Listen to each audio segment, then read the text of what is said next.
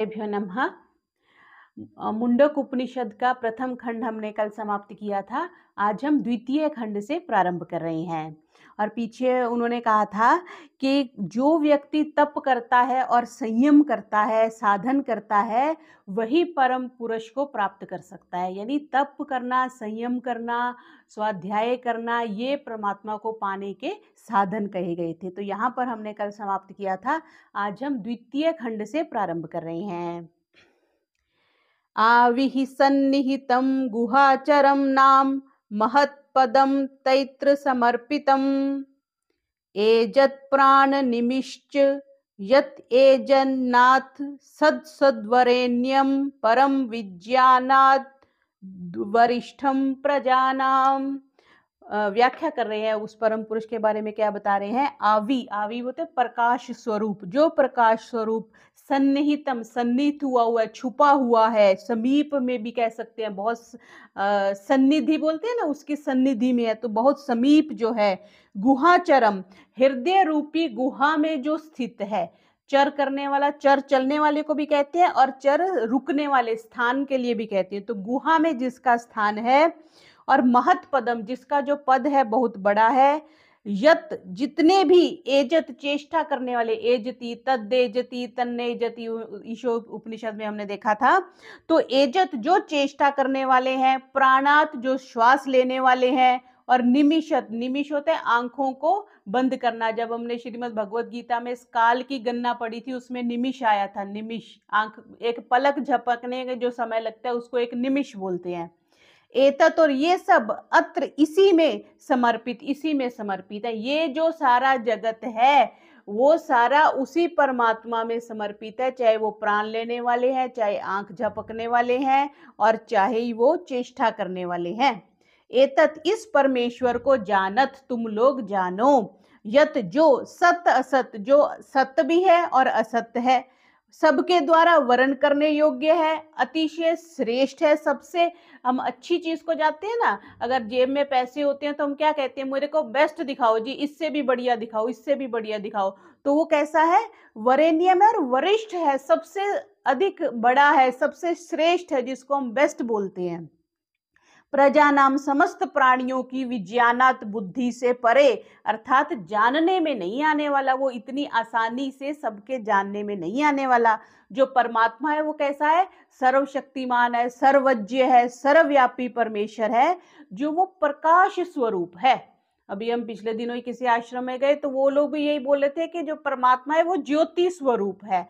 तो जैसे किसी संत की, किसी महानुभाव की अनुभूति होती है, वैसे वो अपने शिष्यों को बता देते हैं, क्योंकि एक्चुअल में परमात्मा कैसा है वो उसको तो स्पष्ट नहीं किया जा सकता। तो ज्योति स्वरूप, प्रकाश स्वरूप बहुत सी संस्थाएं, बहुत से लोग मानते हैं। तो परमात्मा कहाँ पर रहता है? समस्त प्राणियों के अत्यंत समीप, उससे ज्यादा समीप कोई नहीं है। घर में रहने वाला व्यक्ति भी दूसरा है, थोड़ा दूर है, लेकिन वो जो परमात्मा है वो सबसे नजदीक है। और कहाँ पे बैठा हुआ है? हमारी गुहा के अंदर, हमारे हृदय रूपी गुहा के अंदर बैठा हुआ। हमें बाहर जाने की भी जरूरत नहीं। वो एक कविता आती है ना कि घर छोड़ने की जरूरत नहीं है।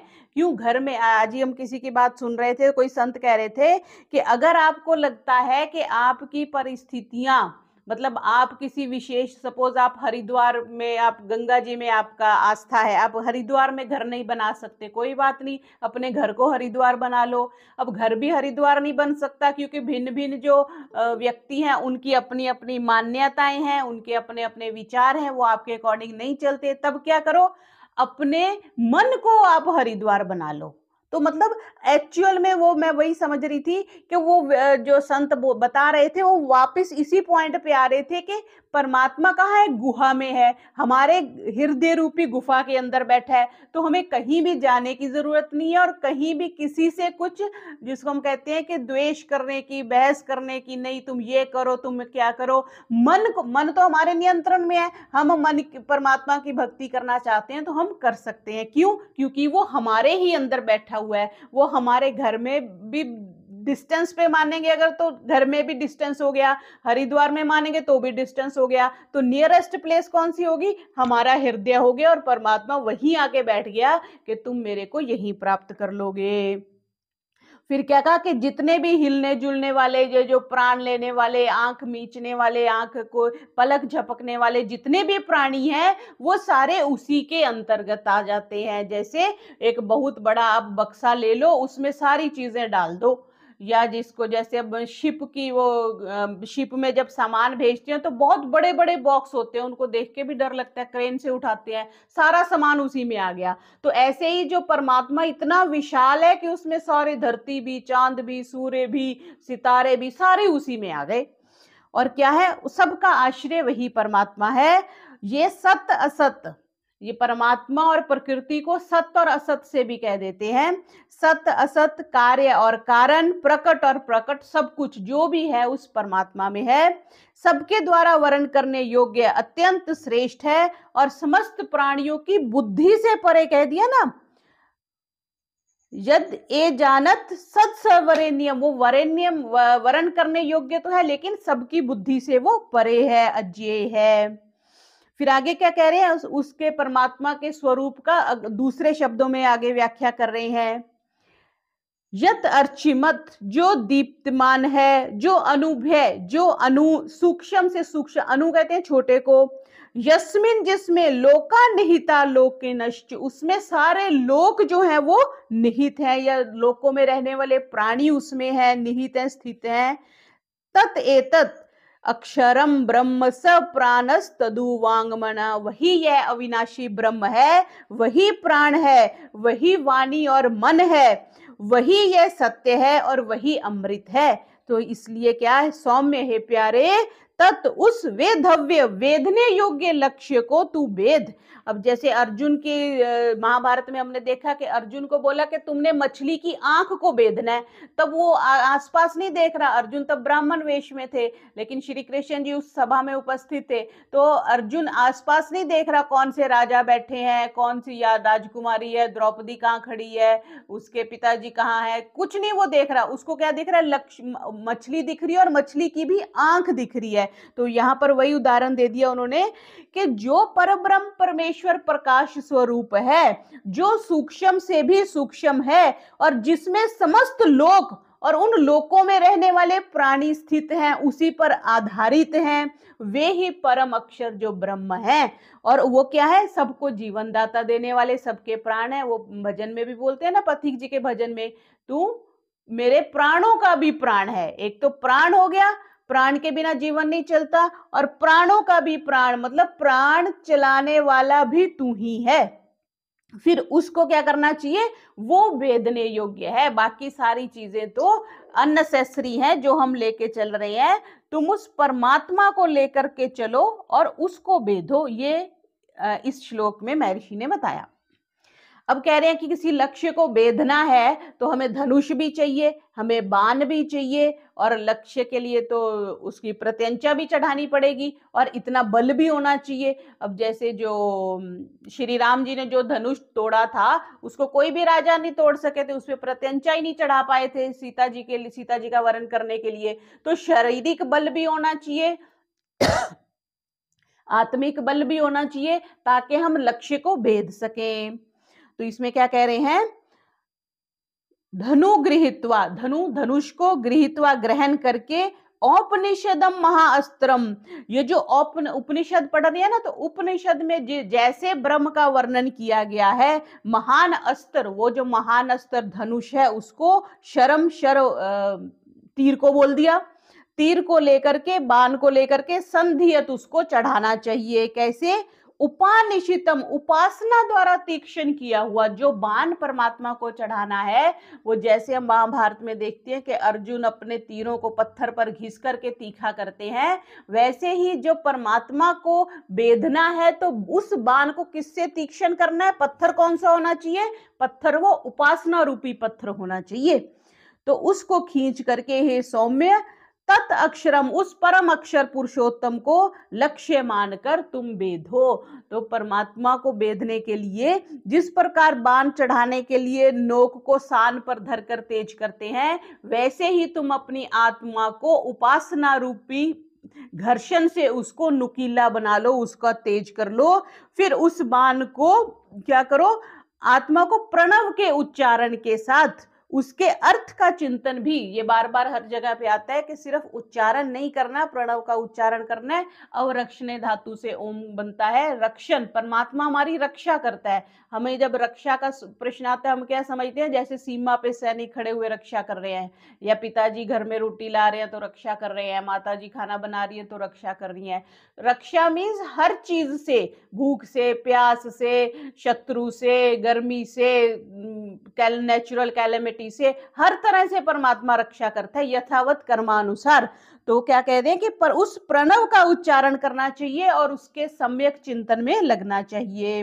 और धनुष को जैसे पूरी तरह से खींच कर हम बाण को मारते हैं, वैसे ही भेद करके भावपूर्ण चित्त से ओंकार का उच्चारण करना ही उस वेद को, उस निशाने पर तीर को मारना है। तो एग्जाम्पल बहुत अच्छी दी कि जैसे हम चाहते हैं कि अर्जुन ने देखा कि आंख पर वेद जाना चाहिए, वैसे ही हमने उपासना से आत्मा को तीक्ष्ण करके इस प्रकार छोड़ना है कि वो परमात्मा रूपी लक्ष्य को भेद सके। तो यहां पर इन्होंने ओम के उच्चारण की बात यहां बता दी। अब आगे इसी को आगे और थोड़ा स्पष्ट कर रहे हैं। चौथे में क्या कहा, प्रणवो धनु, धनु कौन सा है, ओंकार ही जो है वो धनुष है। अब व्याख्या भी कर दी, धनुष कौन सा, जो जिस पे हम प्रत्यंचा चढ़ा रहे हैं, बाण किस पे चढ़ाना है, ओंकार रूपी धनुष पे चढ़ाना है। आत्मा ही शर, और आत्मा जो है वो बाण है, और उसको हमने पीछे देख लिया कि उपासना रूपी पत्थर से हमने उसको तीक्ष्ण करना है। अप्रमत्तेन, प्रमाद रहित, ये नहीं पहले भोजन कर लूं फिर संध्या करूंगा, पहले मैं सैर करके आ जाऊं फिर संध्या करूंगा। हम जो परमात्मा की उपासना या पूजा है या यज्ञ है या जो भी हमारे ये जो आध्यात्मिक कार्य है ना, उनको हम सेकेंडरी कर देते हैं, सांसारिक को प्रथम करते हैं। कुछ भी कर रहे हैं तो हाँ, कोई व्यक्ति आ गया तो हम उसको अटेंड करने लग जाएंगे। तो यहाँ पे क्या कहा, अप्रमत्तिन, प्रमाद रहित होकर के, ये नहीं कि आज बारिश हो रही है आज यज्ञ नहीं करते कल कर लेंगे, आज मन नहीं है उपासना का आज संध्या उपासना नहीं करते, तो ऐसा नहीं। अप्रमत्तेन, प्रमाद रहित के द्वारा ही वे धव्य, वो भेदा जाने योग्य है। जो महर्षि पतंजलि ने योग दर्शन में कहा कि निरंतरयम, निरंतर होना चाहिए। ये नहीं कि हमने आज संध्या कर ली कल नहीं करी, कल कर ली तो परसों नहीं करी, निरंतरता, रेगुलरिटी होनी चाहिए। शर्वत, उसे बाण की तरह भेद कर, तन्मय भवेत, उसमें तन्मय हो जाना चाहिए। फिर आगे प्रमाद रहित और विरक्त होकर उसे जानने के लिए श्रुति क्या कह रही है, यस्मिन् द्यौ पृथ्वी चांतरिक्षमोतम मनः सह प्राणैश्च सर्वै तम वैकम जानत आत्मन आन्मन्या वाचो विमुंचथा मृत यैष सेतु।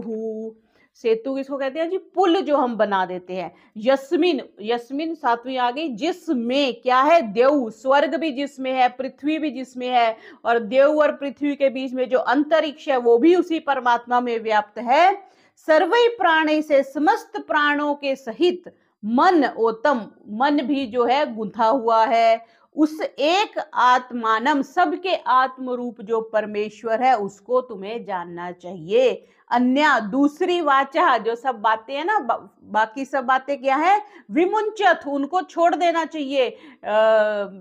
वही अगर हम समझते हैं तो इसलिए वैराग्य का और स्वाध्याय का महत्व है कि हमारे पास जो एनवायरनमेंट है, जो हमारी परिस्थितियां हैं, वो क्या है, सारी भौतिक बनी हुई है। उसने घर बना लिया, मुझे भी घर बनाना है, उसने भी एक और प्लॉट ले लिया, मुझे भी लेना है, उसके 2-3 बच्चे हो गए, मेरे भी परिवार होना चाहिए, मेरे बच्चों के भी बच्चे होने चाहिए। तो एक कंपटीशन किससे हो रहा है, हमारा भौतिक जगत में। आध्यात्मिक जगत में किसी का नहीं हो रहा। क्यों, आध्यात्मिक लोग कम हैं और समाज में मिलते भी कम है। असली साधना करने वाले तो एकांत में ही रहते हैं, या अपने हिमालय में जाकर रहे हैं या तपस्या कर रहे हैं। समाज में कौन लोग रह रहे हैं, जो भौतिकवादी हैं, उन्हीं की फिर हम कंपटीशन में लगता है। तो क्या है, इसीलिए भौतिकता बढ़ गई है आजकल। पहले हम देखें तो 50 साल पहले इतनी भौतिकता नहीं थी, साधारण जीवन था। सोफा भी किसी के घर में होता था, नहीं तो कुर्सियां होती थी लकड़ी की। अब बड़े से बड़ा सोफा चाहिए, ब्रांडेड सोफा चाहिए। तो कंपटीशन बढ़ गया। क्यों, क्योंकि हमने आध्यात्मिकता छोड़ दी, सिर्फ भौतिकता में गए। तो यहाँ पे क्या कह रहे हैं, बाकी सब बातों को, अन्यः वाचः, सब बातों को भी मुंचत, तुम सर्वथा छोड़ दो। ऐसा यही अमृतस्य, यही अमृत का सेतु है, क्योंकि जितना हम उधर लगे रहेंगे उतना इधर आना कठिन हो जाएगा। जैसे अगर वो कोई हाथ से हमें, छोटे होते खेल खेलते थे ना, बच्चा एक तरफ हमें खींच रहा है, हमने उसको इधर खींचना तो डबल फोर्स लगानी पड़ेगी। उधर एक व्यक्ति, रस्सा कस्सी का एक खेल होती थी, दो ग्रुप होते थे, एक इधर खींचता था एक इधर खींचता था, किधर जाता था वो रस्सा, जिधर के लोग ज्यादा बलशाली होते थे। तो बस ये मन का भी एक, मन रूपी भी एक रस्सी ही है, जो या तो जगत जगत में जाती है या फिर अध्यात्म में जाती है। तो अगर हम अध्यात्म को बलपूर्वक खींचेंगे तो मन इधर आ जाएगा, वरना संसार में तो मन इतने सालों से रमन ही कर रहा है। तो यहां पे क्या कह दिया कि संसार रूपी जो समुद्र है उसको पार करना है, तो ये ही अमृत रूपी एक सेतु है, इसको पार करके तुम परमात्मा को प्राप्त कर सकते हो। अब पुनः परमेश्वर के स्वरूप का वर्णन करते हुए उसकी प्राप्ति का साधन क्या है उसको छठे श्लोक में कह रहे हैं। अरा इव्रथ नाभौ सहता यत्र नाड्यः स एषो अंतश्चरते बहुधा जायमानः ओम इति एवं ध्यायत आत्मानं स्वस्ति वः पाराय तमसः परस्तात्। तमसः परस्तात्, वो परमात्मा कैसी है, अंधकार से परे है, तभी तो उसको ज्योति स्वरूप कहते हैं, प्रकाश स्वरूप कहते हैं, कि हम जहां पर रह रहे हैं वो तो सारा अंधकार है और परमात्मा प्रकाश स्वरूप है। रथ नाभो, रथ की नाभि में जुड़े हुए, अरा एव, जैसे रथ होता है उसके सेंटर पॉइंट में अरे जुड़े होते हैं, जैसे हमने रथ का टायर देखा ही है।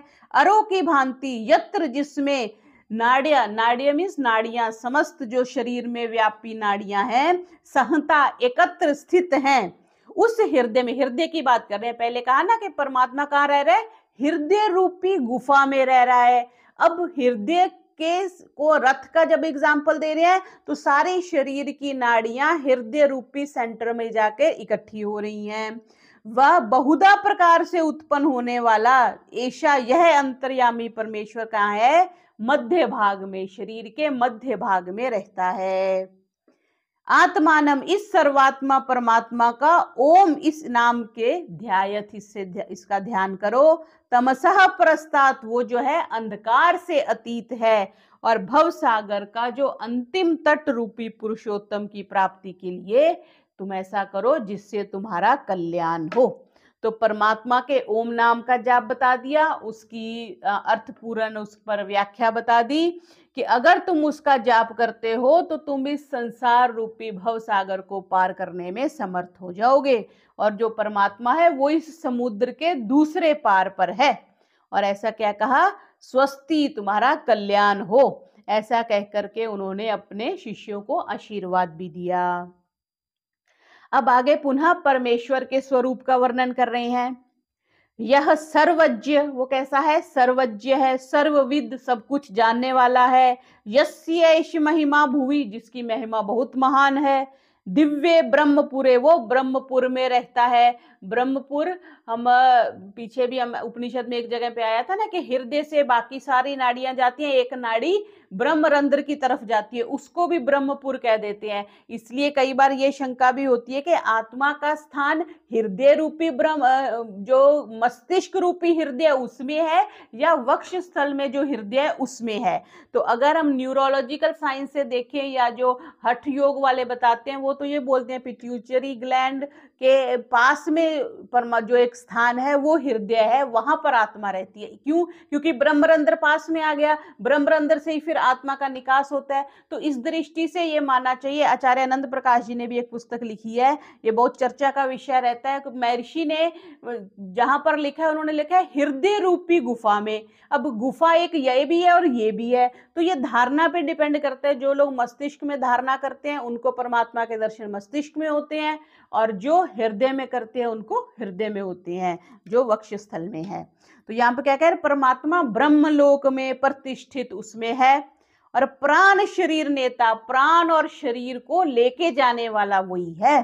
मनोमय, मन के बारे में कह दिया, हृदय सन्निधाय, वो हृदय रूपी कमल का आश्रय लेता है। अन्नमय, ये जो शरीर है इसको अन्नमय कहा, क्योंकि ये स्थूल शरीर जो है वो अन्नमय है, बाकी सब तो सूक्ष्म है ना।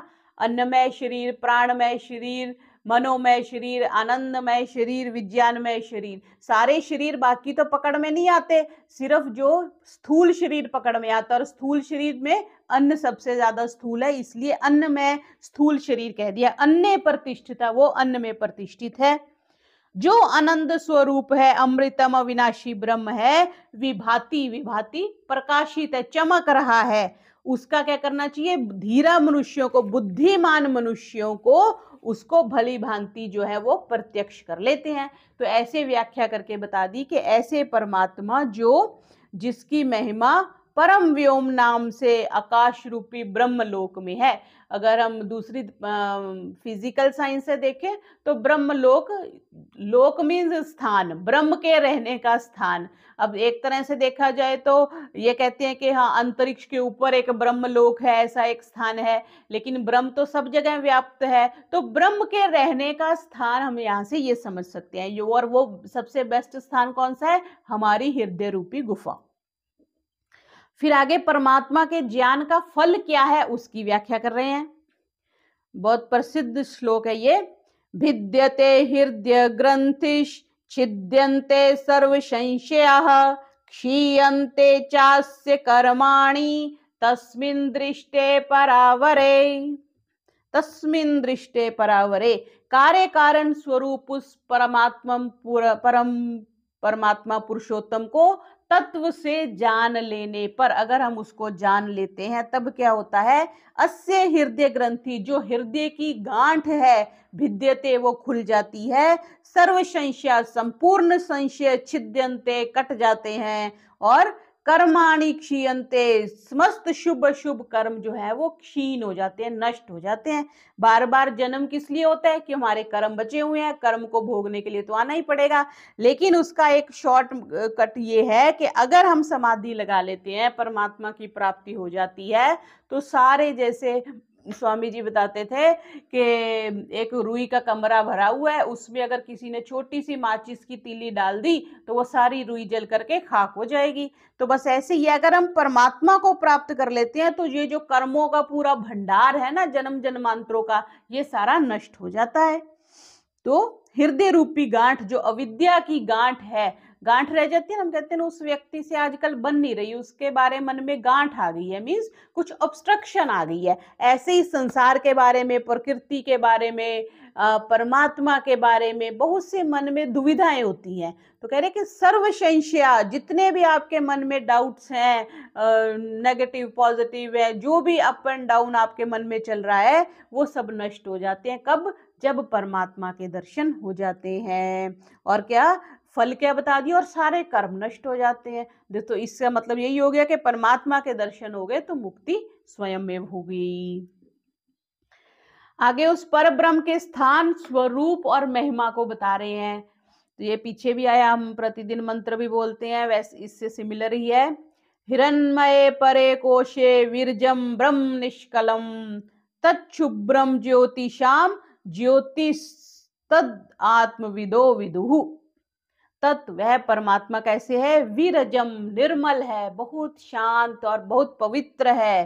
कहाँ पे? निष्कलम, अवयव रहित है, उसका पार्ट्स नहीं कर सकते। जैसे हमारा हाथ है, इसके तो पार्ट्स हो गए ना, अलग अलग उंगलियां हो गई, लेकिन परमात्मा के कोई अवयव नहीं है। हिरण परे कोशे, वो प्रकाश में, परम कोश में। शुभ्रम, कैसा है?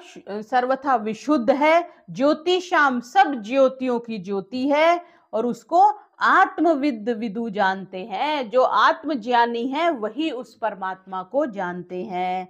परमात्मा निर्मल है, निर्विकार है, अवयव रहित है, जिसको हम अखंड कह देते हैं, और परमात्मा प्रकाशमय है, और वो सर्वथा विशुद्ध और प्रकाशक पदार्थों के प्रकाशक है। उन्हें आत्मज्ञानी महात्मा जन ही जानते हैं। तो इससे ये क्या पता चला हमें?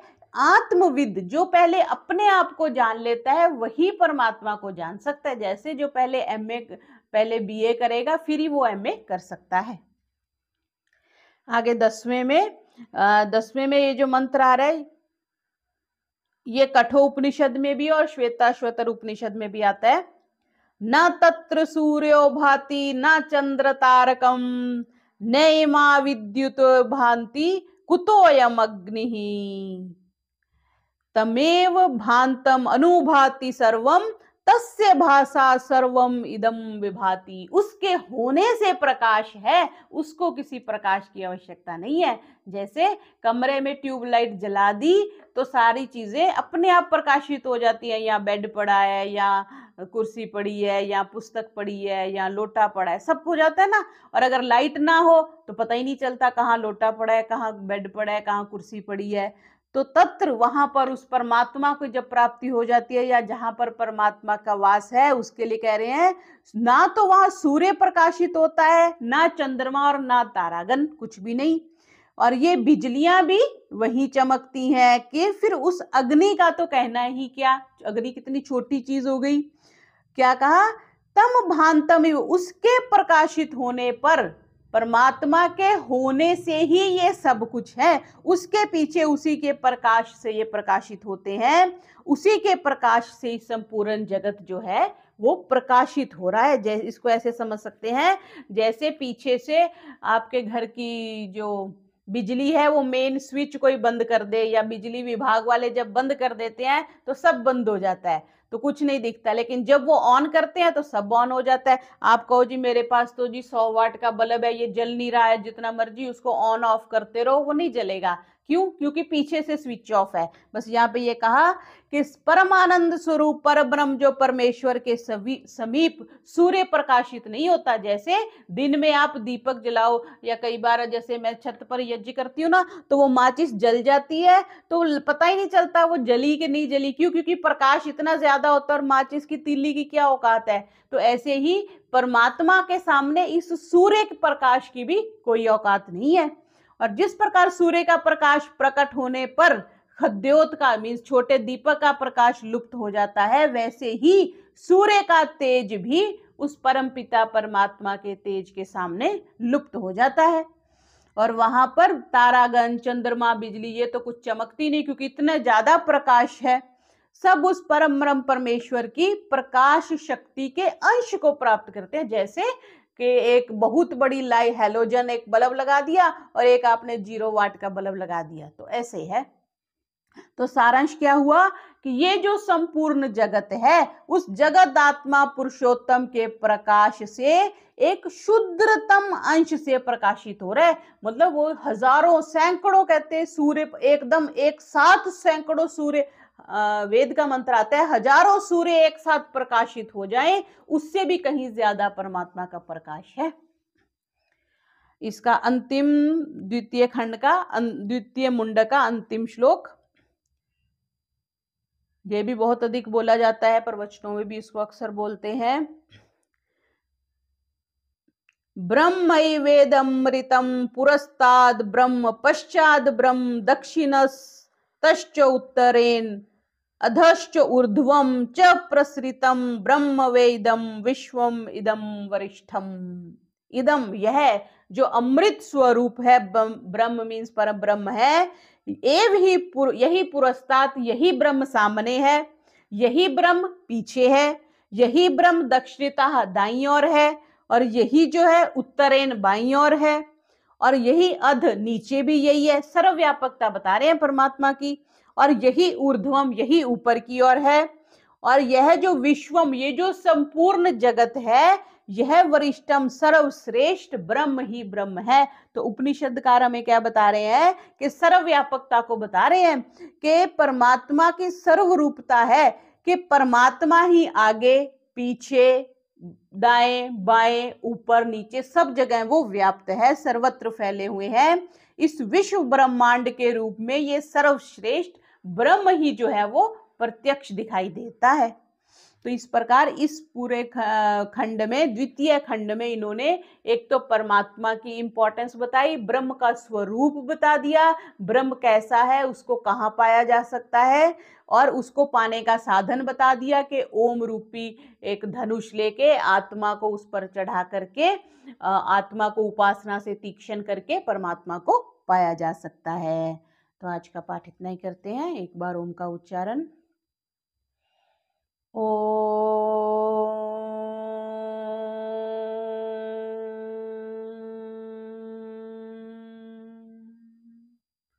सर्वेभ्यो नमः।